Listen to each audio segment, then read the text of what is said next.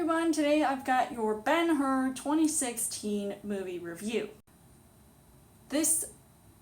remake of a classic is one that brings this gladiator tale to the big screen once again, only there are some slight changes and it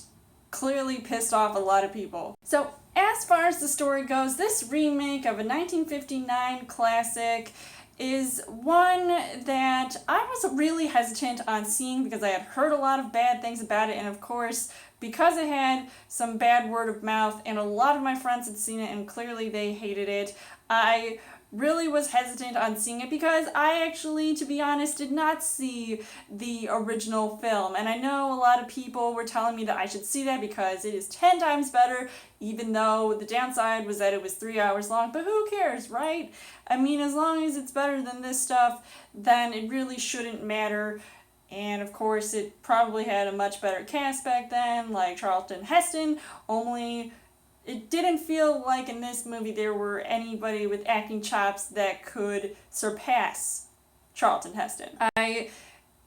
went into this movie sort of judging it by itself, so that is why I avoided watching the original, because I wanted to see how this movie could just stand on its own, and I wouldn't have to worry about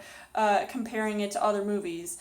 And I know that I definitely was going to do that because when I first saw the trailer to this, and the previews and everything about it, I just took one look at it, I screamed and I ran, so I had to end up coming back to actually watch this. So as far as the casting goes, you've got Jack Huston, who stars in this movie, and of course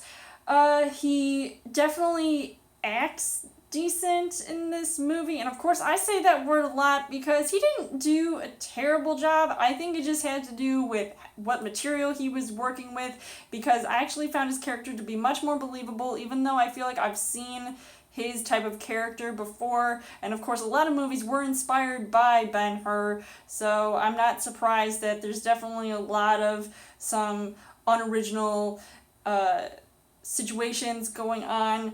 But I actually sympathized more with his character, unlike Toby Cabell, who basically plays this guy who had this sort of seemingly nice brotherhood with Jack Huston. And now he's acting like this big guy walking around with his buddies, and he thinks he's all high and mighty and abandoning his family and everyone else in favor of power and glory, and that's the whole situation going on with the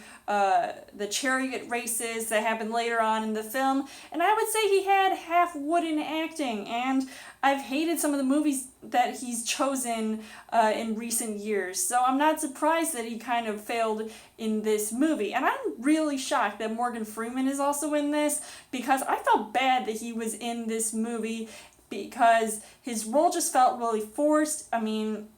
I don't know what the deal was with his look in the movie, but I guess it really didn't matter because nobody seemed to be affected by the way his character was acting, and just how he seemed to be above all everybody, but he acted really wise and all that stuff, sort of like a godly figure. I mean, he does play a good god, but maybe not in this movie. I would say, though, that the only thing that I liked about this movie was the fact that at least it had some emotional weight to it. And I did actually tear up watching this one scene because it's very symbolic and it's a very historical situation that stands the test of time, and I feel like it's one of those that, you know, that one scene alone gets overshadowed by the sheer crap that is this movie. So the reason why this is a bad love review contender is because it really did not exceed my expectations, and I, was anticipating this movie to just be terrible, and I, right off the bat, hate when they remake movies that clearly look all Hollywood and whatnot, and that's actually one of the things that I disliked about this movie. As far as the things that I didn't like about this movie, because this feels like your typical Hollywood epic, at times it was just an epic fail. Everything that was going on from beginning to middle to end, there was always something that just pissed me off and I hated, and I didn't really want to finish this movie. But the third act I felt was very anticlimactic, and like I said, it feels like movies that I've seen before, a combination of Troy, Gladiator, and I just didn't really understand why things ended the way they did, so I was very confused by that. But overall, I would say that Ben-Hur just was not a good remake, and I don't even know why they would remake this movie, and this makes me kind of regret not being able to see the original movie, but I know that if I do see that movie, I'll end up liking it 10 times better than this. So I can't see myself recommending this movie at all, because even if I made that one like point,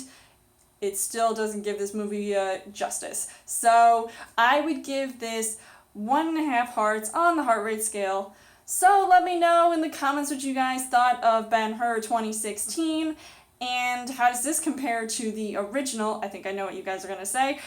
And as always, you guys can subscribe to my channel. I've got more movie reviews, movie updates, come every week for a Chill Thursday video. You guys can also like me on Facebook and follow me on Twitter, and I will see you guys later.